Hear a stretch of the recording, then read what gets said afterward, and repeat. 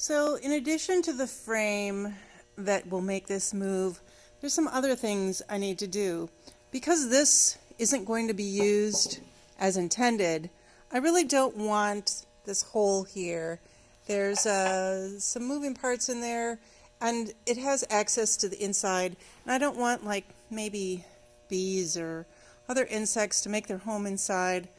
And I want to keep generally water and everything out. So I'm going to use this piece of stainless, I think.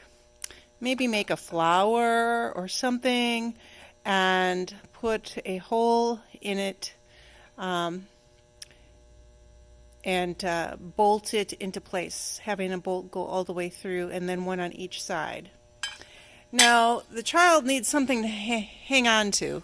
It's very smooth. There's really nothing to hang on to, but this looks like it makes the most sense to put something there. I found some aluminum rod, solid stock in a couple different sizes, and now I have to decide which is going to be best for little hands to hold on to. That actually looks kind of too small. Let's try this bigger one. Yeah, what do you think? I think this size might be a little bit better. And maybe I'll have it come out 4 inches or so. That should be probably good enough for them to hold on to it. As the saying goes, measure twice, cut once. I can't tell you how many times I should have measured twice. I already measured this once, I'm measuring it again.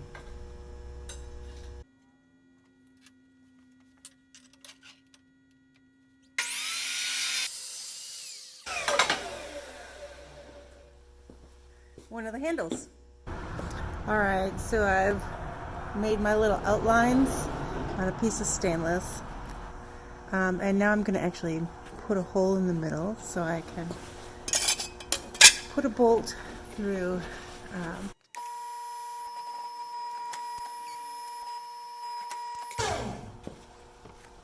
And there we go. Wasn't that easy? Way better than trying to drill through stainless. There's a couple ways you can cut stainless. You can use, well, multiple ways you can cut stainless. You could use a saw, a torch. I'm going to use a plasma cutter, a plasma torch. It's really fun. You never want to cut yourself with it though, so you do have to be real careful when you're aiming down. Do not have your fingers underneath. Alright, it's not the prettiest. I didn't take my time, but it looks a little bit like a flower, doesn't it? And then when there's a bolt through it, there'll be a washer. It'll look a little bit more like a flower. I will have to clean it up. It's a little raw on the edges. I don't want it like that. So I'll use a sander or something to clean that up. Alright, I'm going to try and put these handles on. I've ground the paint completely off. Aluminum has to be really, really clean if you're going to weld it. And now I'm just going to tack weld them on, which is just like putting a couple little spots on, and then I'll take a close look at it, make sure everything looks good before I actually complete the weld around it.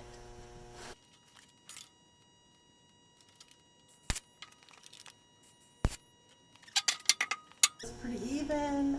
Happy.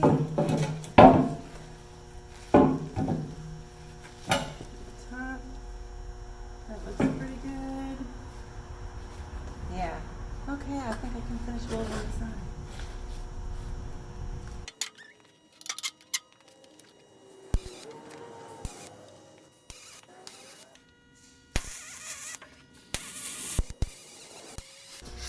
That's on there pretty solid. I use this metal table and a silver pencil that shows up really nicely on there. And I draw it out on the table. So I'm going to start by drawing a 16-inch line. So I think the inside, I'll make it 27 inches. I'm going to write that down on my table. 27 inches, 16 inches at the top. And then I'm going to use these to so it'll need to come out. Crap. So the difference between 16 and 27 is 11. 11 divided by 2 is 5.5. I'm not the greatest at math, okay? So I want it to come out 5.5 inches. So I'm going to line it up and make a mark at 5.5. On either side, 5.5. And that should be my 27 inches from each point that I just yep, 27 inches. And I can make both sides exactly the same this way. So I've got my pattern. All right, I'm going to play around with this for a little bit. And once I figure out exactly how I want them, I will mark that off on my table too so that I can make the second one. I will draw my lines with the angles on these bars to be able to cut my pieces to fit exactly where I want them to go. And it'll be all set to start welding them up.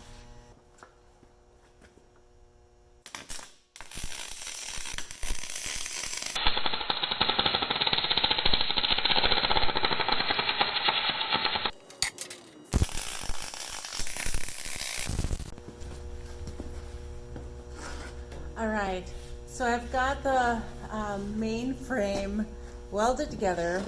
I tacked a bar down here. I don't think I'll be able to leave that on when I have it as a working horse, but so I needed to be able to keep the feet apart exactly the same amount of distance. That was the best way I could come up with.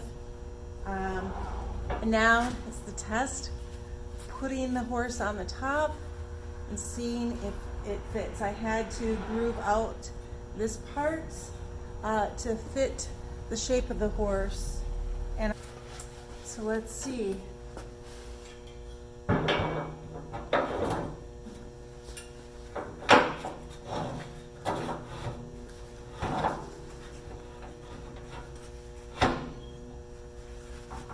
Ooh, feels pretty sturdy. Yes. All right. You know, I've never made one of these before, right? So I really don't know how it's going to turn out. I have an idea in my head, but putting it into reality, I never know if there's something I'm not thinking about that it's not going to work. So far, it looks like it's maybe going to work, at least this next step, and then weld the frame onto the horse.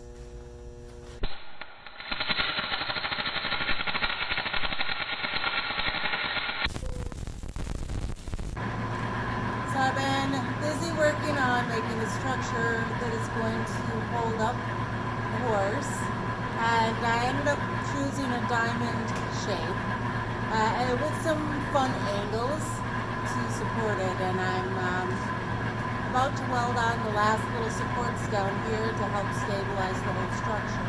There'll be a lot of push and pull this way, and that's why I wanted there to be a point in the front and the back.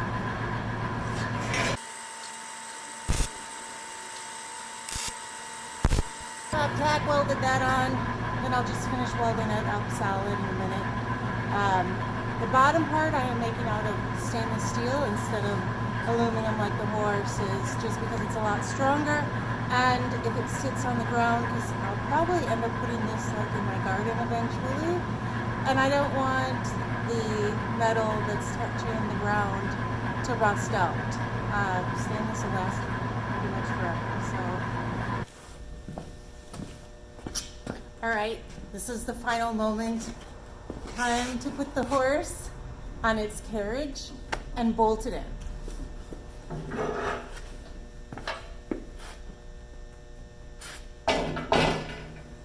Okay, so I think I want a washer here.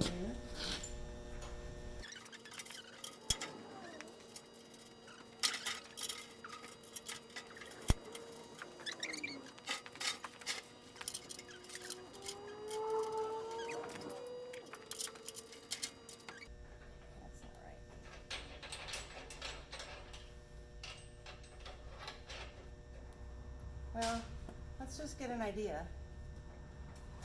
Oh, it's working! Yay! Look at that!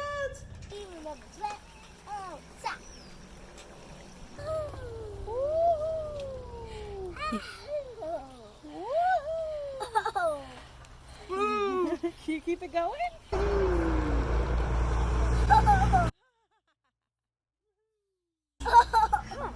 This is just having fun. Giddy up, giddy up. Hi. I don't know how to get it. There's like a ladder. Yep, you step on it. Uh-oh. Leo found it anyways.